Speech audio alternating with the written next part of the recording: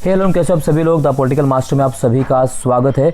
इस वीडियो में mid term exam class 10 का सोशल साइंस का इवनिंग शिफ्ट का जो पेपर है कंप्लीट सॉल्व करने वाले हैं प्रश्न उत्तर के साथ। तो चलिए इस वीडियो को एंड तक जरूर देखिएगा और इस वीडियो देखने के बाद दोस्तों आपको अपने नंबर पूरी तरह से पता चले, क्योंकि 100% ऑफिशियल आंसर मैं आपको बताने वाला हूं। डिक्टो यानी जिस तरह से आपने लिखा है, अगर इस तरह से आपने लिखा डेफिनेटली आपको नंबर मिलेंगे। तो यहाँ आप अपने नंबर के मूल्यांकन भी कर सकते हैं। तो सबसे पहला क्वेश्चन आप देख सकते हैं। सबसे जो पहला क्वेश्चन पूछा गया वो है निम्नलिखित में से कौन मैटरनिक के अनुसार सामाजिक व्यवस्था का सबसे खतरनाक दुश्मन था। तो मैटरनिक के अनुसार सामाजिक व्यवस्था का जो सबसे खतरनाक दुश्मन था वो था जोसेफ मैसनी। इसी प्रकार से क्वेश्चन 2 की अगर बात करें, निम्नलिखित में से कौन सा कथन लैंगिक विभाजन को कम करने की दिशा में एक महत्वपूर्ण भूमिका अदा कर सकता है। तो वो कौन सा कथन लैंगिक विभाजन को कम करने की दिशा में महत्वपूर्ण कदम भूमिका अदा कर सकता है। घरेलू कार्यों की भूमिका हमारे जीवन में कम होती है।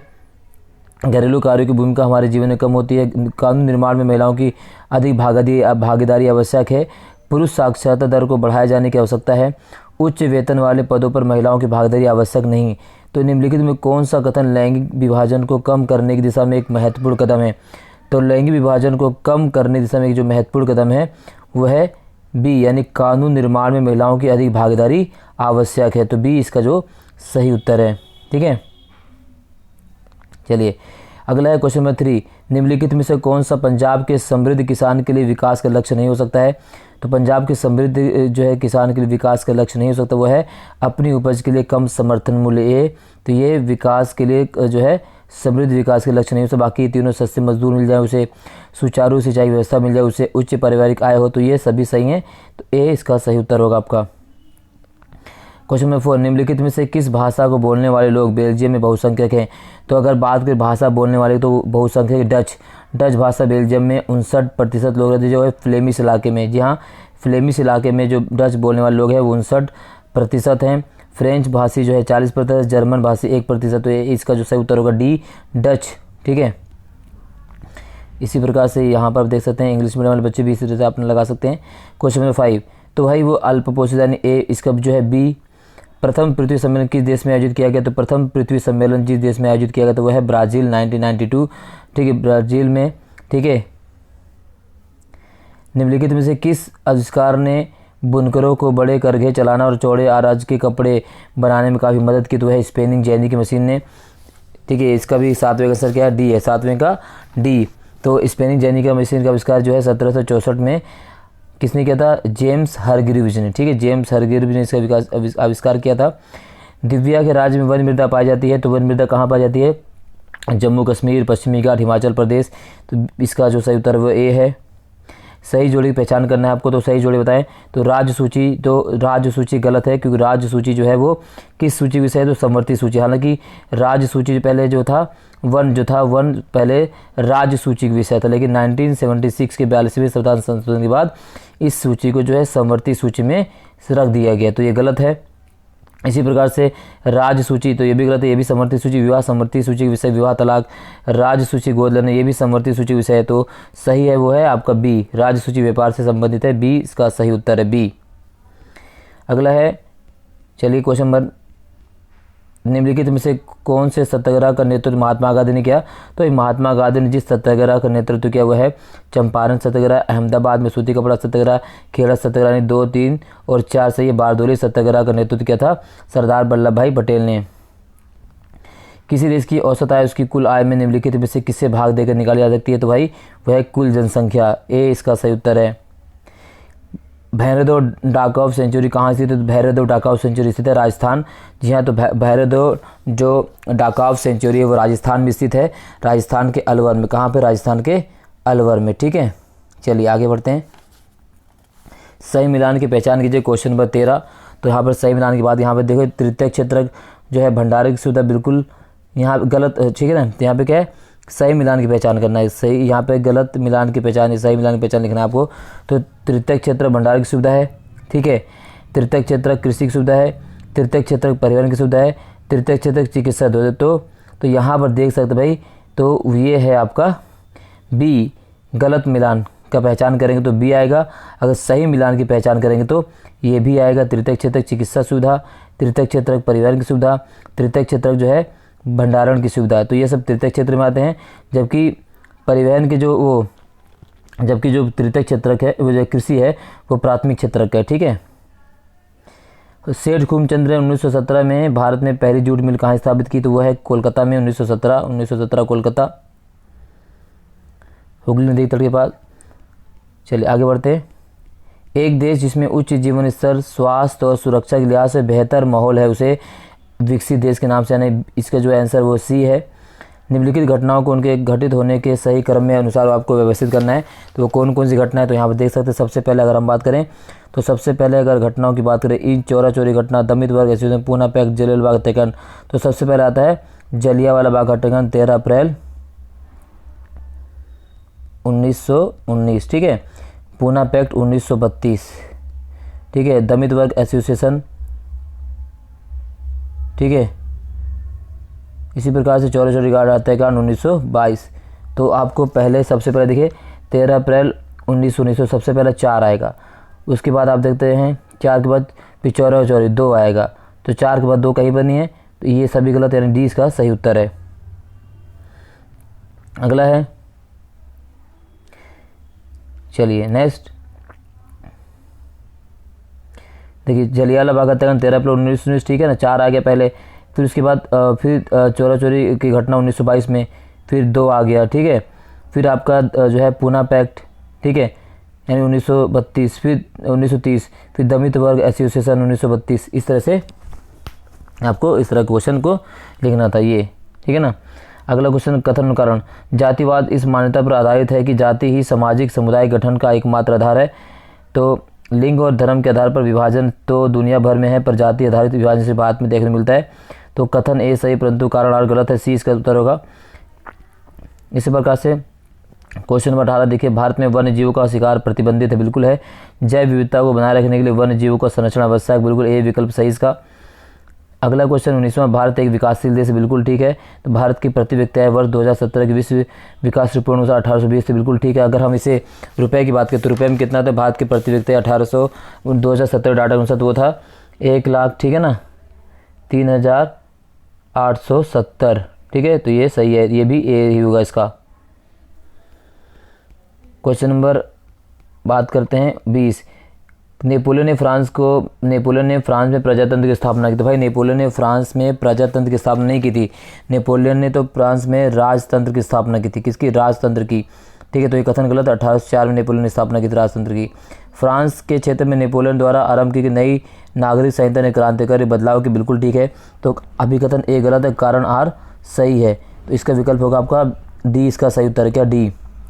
इसी प्रकार से क्वेश्चन पूछा गया है कि 21वां, भाषा के आधार पर प्रांतों का गठन हमारे देश की लोकतांत्रिक राजनीति के लिए पहली और कठिन परीक्षा थी। कारणों की व्याख्या, बिल्कुल भाषा के आधार पर अगर प्रांतों के गठन की बात करें तो ये हमारे लोकतांत्रिक राजनीतिक इतिहास में पहली और कठिन परीक्षा थी, क्योंकि भाषा आधार पर जैसे हमने राज्यों का निर्माण करने की बात करी, वैसे ही तमाम राज्यों में भाषा आधार को लेकर जो है एक प्रकार के कह सकते हैं कि समस्याएं खड़ी हो गई, आंदोलन खड़े हो गए। हालांकि भाषा के आधार पर हमने आंध्र प्रदेश नामक राज्य तो बना दिया, लेकिन उसी के आधार पर वो मानते अन्य राज्यों द्वारा भी अलगाववाद की भावना बढ़ गई थी।